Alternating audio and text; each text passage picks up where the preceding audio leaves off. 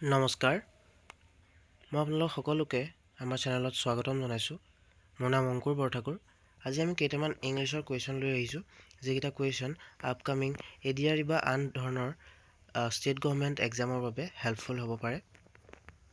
গতিকে আলোচনা কৰিবলৈ আৰম্ভ কৰোঁ। প্ৰথম কুৱেশ্যনটো হৈছে, এইটো এটা ওৱান ৱৰ্ড ছাবষ্টিটিউশ্যনৰ কুৱেশ্যন হয়, যে এটা শব্দত প্ৰকাশ কৰা যিজন মানুহে a person or entity debt is unable to pay debts, যিজনে ধাৰ মাৰিব পৰা নাই সেইজনৰ নাম কি, সেইজনক কি বুলি কয়।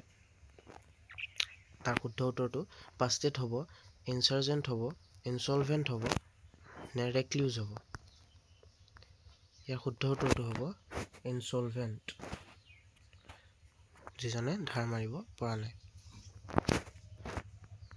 নেক্সট কুৱেশ্যনটোৰ ফালে যদি আমি আগবাঢ়োঁ, তাত কৈছে, এইটো কুৱেশ্যন আপোনালোকৰ বাবে কমেণ্ট কৰিব, যে meteorological department predicted heavy rain over the coming days. Upcoming ডেইজত আহিবলগীয়া দিনবিলাকত কি কৈছে, মেটেৰিয়লজিকেল ডিপাৰ্টমেণ্টে কি কৈছে, প্ৰেডিক্ট কৰিছে যে হেভি ৰেইন হ'ব পাৰে। তাৰ হেভিটোৰ অৰ্থটো সুধিছে যে ড্ৰিজলি হ'ব, লাইট হ'ব, প্লেণ্টিফুল নে ৰেয়াৰ হ'ব। নেক্সট কুৱেশ্যনটোৰ ফালে আগবাঢ়োঁ। The beautiful painting is to be displayed in the exhibition. আটাইতকৈ ধুনীয়া, অনলি দ্য বিউটিফুল পেইণ্টিং, আটাইতকৈ ধুনীয়া পেইণ্টিংখনহে মাত্ৰ এক্সিবিশ্যনত ডিছপ্লে কৰা হ'ব, এক্সিবিশ্যনত দেখুওৱা হ'ব।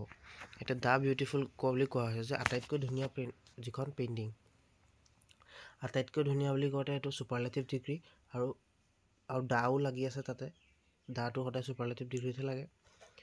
নেক্সট যিটো শব্দ দিয়া আছে বিউটিফুল, এই বিউটিফুল শব্দটোৰ ছুপাৰলেটিভ ফৰ্মটো আমি জানিব লাগিব। বিউটিফুল শব্দটোৰ ছুপাৰলেটিভ ডিগ্ৰীটো কি হয়, মষ্ট বিউটিফুল, মষ্ট শব্দটো লাগিব, মষ্ট। মোৰ নালাগে, কাৰণ মোৰটো হৈছে কম্পেৰেটিভ ডিগ্ৰী। যেতিয়া দুটাৰ মাজত তুলনা কৰা হয় তেতিয়া কম্পেৰেটিভ ডিগ্ৰী ইউজ কৰা হয়, কিন্তু ইয়াত কি কোৱা হৈছে যে আটাইতকৈ ধুনীয়া বুলি কৈছে। চবতকৈ ধুনীয়া যিখন পেইণ্টিং, সকলোতকৈ ধুনীয়া যিখন পেইণ্টিং, সেই ধুনীয়া পেইণ্টিংখনে ডিছপ্লে কৰা হ'ব। এতিয়া সকলোতকৈ ধুনীয়া বুলি ক'লে ছুপাৰলেটিভ ডিগ্ৰী, আৰু ছুপাৰলেটিভ ডিগ্ৰী হ'লে মষ্ট লগাবই লাগিব। গতিকে সুধিছে যে দ্য বিউটিফুল শব্দটোক কিহে ৰিপ্লেচ কৰিব, দ্য মষ্ট বিউটিফুলে ৰিপ্লেচ কৰিব। নেক্সট আগবাঢ়োঁ আমি। কৈছে যে উই এনজয়ড লাঞ্চ হি গেভ আছ, যে সি যি লাঞ্চ আমাক দিলে, যাক যি আমাক লাঞ্চ খোৱালে, দুপৰীয়া আহাৰ খোৱালে, সেইখিনি আমি এনজয় কৰিলোঁ, আমি খাই ভাল পালোঁ, ভাল লাগিলে খাই। এতিয়া আপোনালোকে মোক এটা কথা কওক, কোনোবাই আপোনালোকক ডেইলি ভাত খুৱাই থাকিব নেকি দুপৰীয়া? বা আপুনি আলহী ঘৰলৈ গৈছে, আজি গৈছে, ভাত খোৱালে আজি আপোনাক, কিন্তু আপুনি কাইলৈ আকৌ যাব নেকি আলহী ঘৰলৈ, পৰহিলৈ আকৌ যাব নেকি, ডেইলি যাব নেকি? নাযায় নহয়। কোনোবা নিৰ্দিষ্ট এটা দিন যোৱা হয়, মাহেকৰ মূৰত, ছমাহৰ মূৰত, বছৰেকৰ মূৰত, 3 মাহৰ মূৰত, নিৰ্দিষ্ট এটা দিন থাকে, সেইটো যিটো আমি মনতো থাকে যে আমি মাহী ঘৰলৈ কিন্তু সেই আমুক দিনাহে গৈছিলোঁ, আমি এই আমুক বন্ধটোতহে গৈছিলোঁ, হয় নাই, নিৰ্দিষ্ট। সেইটোৱে কৈছে যে তেনেকুৱা ধৰণে কৈছে যে তেওঁ খুওৱা সেই ভাত সাজ, নিৰ্দিষ্ট ভাত এসাঁজৰ কথা কৈছে, যে আমি এনজয় কৰিছিলোঁ। সেই নিৰ্দিষ্ট বুজাবলৈ আমি সদায় দা লগাবই লাগিব, দা আৰ্টিকেলটো ব্যৱহাৰ কৰিবই লাগিব নিৰ্দিষ্ট কৰিবলৈ, হয়নে? গতিকে ইয়াত দা লগোৱা নাই, উই এনজয়ড লাঞ্চ, অকল লাঞ্চ বুলি দিছে। উই এনজয়ড লাঞ্চ নহয়, দা লাঞ্চ হ'ব। We enjoyed the lunch he gave us, সি খুওৱা যি ভাত সাজ, সেই ভাত সাজ আমি এনজয় কৰিছিলোঁ। গতিকে ইয়াত কৈছে যে কোনটো ভুল হৈ আছে, কৈছে উই এনজয়ড লাঞ্চ, হি গেভ নে আছ, এই কোনটো অংশ ভুল হৈ আছে, আছটো ভুল হৈ আছে, উইটো ভুল হৈ আছে, এনজয়ড লাঞ্চ ভুল হৈ আছে নে হি গেভটো ভুল হৈ আছে। গতিকে এনজয়ড লাঞ্চটোৱে ভুল হৈ আছে, এইটো কি হ'ব, enjoyed the lunch, enjoyed the lunch হ'ব, হয় নাই? ঠিক আছে, নেক্সট কুৱেশ্যনটোৰ ফালে আগবাঢ়োঁ। নেক্সট কুৱেশ্যনটো কৈছে, he could not attend the meeting as he was sick, তাৰ গাটো ভাল নাছিলে, সি মিটিংখন এটেণ্ড কৰিব নোৱাৰিলে। ভাত সাজৰ কথা পাতি আছিলোঁ যে এনজয় আহি গৈছে। ঠিক আছে, তাৰ গা ভাল নাছিলে, সি সেইকাৰণে মিটিংখন এটেণ্ড কৰিব নোৱাৰিলে। সেইটো কাৰণে, হয় নাই? কাৰণে, এতিয়া এই খালী ঠাইটোত কি আহিব, কাৰণে। এতিয়া মোক সুধিছে যে খালী ঠাইটোত কি বহিব, হি could not attend the meeting, সেই মিটিংখন এটেণ্ড কৰিব নোৱাৰিলে কাৰণ ডেছ হি ৱাজ ছিক, তাৰ বেমাৰ হৈ আছিলে। এতিয়া কাৰণটো কিহে বুজায়, সোৱে বুজায় নে বিকজে বুজায়, অলদৰে বুজায় নে বাটে বুজায়? গতিকে বিকজেহে কাৰণ বুজায়, কাৰণ তাৰ বেমাৰ হৈ আছিল, বিকজ হি ৱাজ চিক। Next question, please bring 2 bananas and a piece of cake from the market। কাৰোবাক কৈছে, কোনোবা এগৰাকীয়ে বা কোনোবা এজনে কৈছে যে 2টা কল লৈ আহিবা আৰু সেই কেক টুকুৰা লৈ আহিবলৈ কৈছে। সেই কেক টুকুৰা নিৰ্দিষ্ট কৰি দিছে কেক এটুকুৰাৰ কথা। এইটো সম্ভৱ হ'ব হয়নে? আমাক ইয়াত কুৱেশ্যনত সুধিছে যে ভুল কোনখিনিত হৈ আছে সুধিছে। এতিয়া মই আপোনালোকক কওঁ, আপুনি কাৰোবাক কৈছে ঐ তই বজাৰলৈ যাবি নহয়, সেই আমুক কেক টুকুৰা লৈ আহিবি। কিন্তু আপুনি 5 কিলোমিটাৰ আঁতৰত থকা সেই বজাৰখনত থকা সেই মানুহজনে বিকি থকা সেই কেক টুকুৰা, সেই বৈয়ামটোৰ ভিতৰত থকা 5 পিচ 10 পিচ কেকৰ ভিতৰত সেই নিৰ্দিষ্ট এপিচ আপুনি দেখিছে জানো? কোন পিচ আনিবলৈ যে কৈছে আপুনি নিৰ্দিষ্ট যে কৰি দিছে, আপুনি দেখা পাইছে জানো? বা সন্মুখত যিজনক কৈছে তেওঁনো কেনেকৈ গম পাব কোন পিচৰ কথা বা কৈছে? গতিকে নিৰ্দিষ্টটো আপুনি কৰি দিব নোৱাৰে। হয়, আপুনি ব্ৰেণ্ডটো নিৰ্দিষ্ট কৰিব যে আমুক ব্ৰেণ্ডৰ আনিব লাগিব, আমুক নামৰ আনিব লাগিব। কিন্তু ইয়াত আমুক নামৰ বা ব্ৰেণ্ডৰ কোৱা নাই নহয়, ইয়াক নিৰ্দিষ্ট কেক পিচৰ কথা কৈছে। ইয়াত পিচ বুলি কৈছে। গতিকে পিচটো নিৰ্দিষ্ট কৰি দিয়াটো সম্ভৱ হয় জানো? গতিকে ইয়াত দাটো নালাগে। ইয়াত যিটো দা লগাইছে এই দাটোৰ ব্যৱহাৰ নহয়। কেক এপিচ আনিবলৈ কৈছে, 2 পিচ আনিবলৈ কোৱাহেঁতেন এণ্ড 2 pieces of বা তেনেকৈ ক'লেহেঁতেন, 2 বুলি মেনশ্যন কৰি দিলেহেঁতেন, হয়নে? গতিকে দাটো নালাগে আৰু সেই অংশটোৱে ভুল আছে। এতিয়া সেই অংশটো ইয়াত বিচাৰিব গৈছে 1 নম্বৰ 2 নম্বৰ 3 নম্বৰ কোনটো অংশত আছে কৈছে। 1 নম্বৰ পইণ্টটোতে ভুল আছে যে এণ্ড দ্য পিচ অফ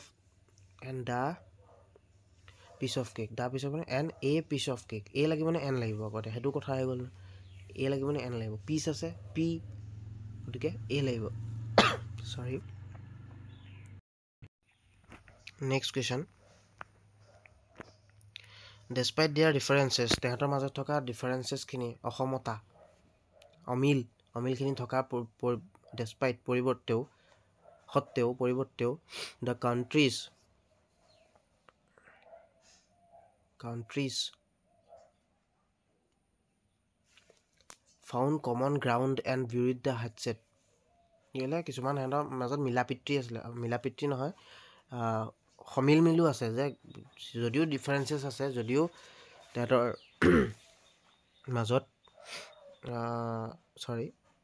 অমিল আছে, কিন্তু কিছুমান কমন গ্ৰাউণ্ডছ, কিছুমান একেই হেৰিও আছে, মিলো আছে মানে। সেইটো কাৰণে কি কৰিলে, বিউৰিড দ্য হেডছেট, যিটো খেলি মেলি লাগি আছিলে সিহঁতৰ, যিটো কাজিয়া হৈ আছিলে বা কিবা হৈ আছিলে, সেইটো সমাপ্ত কৰিলে। গতিকে সুধিছে যে কোনটো হ'ব, যে বিউৰিড দ্য হেডছেট মানে কি সুধিছে? বিউৰিড দ্য হেডছেট মানে টু কণ্টিনিউ এ কনফ্লিক্ট, কাজিয়াখন চলাই যোৱা, to disagree publicly, to settle a dispute peacefully, to seek revenge in the future, পিছত ৰিভেঞ্জ ল'ম, তো তেনেকুৱা কোনটো হ'ব সুধিছে। গতিকে ইয়াৰ অৰ্থটো কি হ'ব? To settle a dispute peacefully. Next কুৱেশ্যনটো কৈছে, select the correctly spelled word to fill in the blank and make the sentence meaningful. যে যিটো কাৰেক্টলি যিটো স্পেল্ড ৱৰ্ড, শুদ্ধকৈ যিটো লিখা হৈছে, কোৱা হৈছে যিটো শব্দ, সেই শব্দটো তলৰ পৰা নিৰ্বাচন কৰিব কৈছে, 4টাৰ মাজৰ পৰা এটা উঠাই আনিব কৈছে আৰু ফিল ইন দ্য ব্লেংকছ কৰিব কৈছে, যাতে যিটো চেণ্টেঞ্চ, সেই চেণ্টেঞ্চটো এটা ভাল ৰূপ পায়, মিনিংফুল, অৰ্থপূৰ্ণ এটা ৰূপ পায়। তো Sheetal has been studying engineering for 5 years। শীতলে কি কৈছে, 5 বছৰ ধৰি ইঞ্জিনিয়াৰিং পঢ়ি আছে, তাই এবছৰ বেক লাগিলে মানে। কি দিছে তাৰপিছত ব্লেংকত কি দিছে, blank countless hours to her course work. কি কৈছে, তাই ডেডিকেট কৰিছে কাউণ্টলেছ আৱাৰ্ছ, বহুত ঘণ্টা জুৰি তাই পঢ়ি আছে, ডেডিকেটলি কি কৰিছে, তাই ক'ৰ্চ ৱৰ্কবিলাক কৰিছে, তাই পঢ়িবলগীয়াখিনি ঘণ্টা জুৰি বহুত ডেডিকেটেডলি পঢ়ি আছে। ডেডিকেট শব্দটোৰে ভুলকৈ দি দিছে, 4টা 3টা ভুল আছে, এটা শুদ্ধ হৈ আছে, কোনটো শুদ্ধ সেইটো উলিয়াব কৈছে। ইয়াত 3টাৰে কোনটো শুদ্ধ, এইটো শুদ্ধ, হয়নে? ডেডিকেট। এনেকুৱা ধৰণৰ কুৱেশ্যন আহে, জাষ্ট মই কেনেকুৱানো কুৱেশ্যন আহিব পাৰে সেইটোহে আজি ডিছকাছ কৰিছোঁ। নেক্সট কুৱেশ্যনত নেক্সট ক্লাছত আমি বেলেগ ধৰণে পঢ়িম। It is incorrectly spelled word. Select the incorrectly spelled word in the following sentence. His performance in the play was outstanding. It's incorrectly konto spelled kora hoise. Play outstanding. His na performance. His performance sabade. Performance শব্দটোতে ভুল আছে সক এনটো নাই গতিকে কোনটো ভুল আছে performance এনটো নাই next question exactly the same words as were used originally এটো question আপোনালোকে কমেন্ট কৰিব কোনটো হ'ব